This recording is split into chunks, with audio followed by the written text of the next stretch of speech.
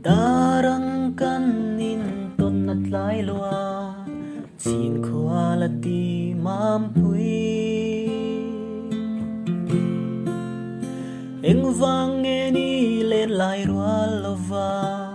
Chung kwa nu len po hian lo duan se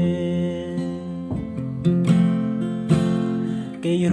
lu zo po min selova Mangay na ching mit ngeya min thir thin tu Ipian at lai apoy may mampui Katsuy thang val nun lui Min ngay tir tu lâu ni che Hey se hun le mi zamwa liam nu au kir le hi kanwa me Kavang lai hun liam to nu te kha au kir le i la lim ten kan leng dum tu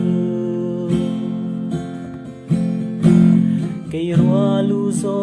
po min selva Mangay na ching mit ngeya min thir thin tu Ipian at lai apoy may mampui Katsuy thang val nun lui Min ngay tir tu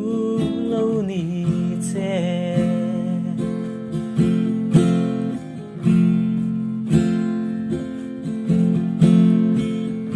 Chung zelin mang cha le Len dang mi chai nan khua Itlay ang nge o kaboy mampui Chung khua nu len indam ten na hua lang se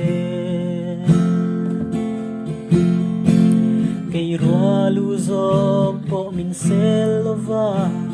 Mangay na ching mit ngeya min thir thin tu Ipian at lai apoy may mampui Katsuy thang val nun lui Min ngay tir tu lâu ni che Ipian at lai apoy may mampui Katsuy thang val nun lui Min ngay tir tu lâu ni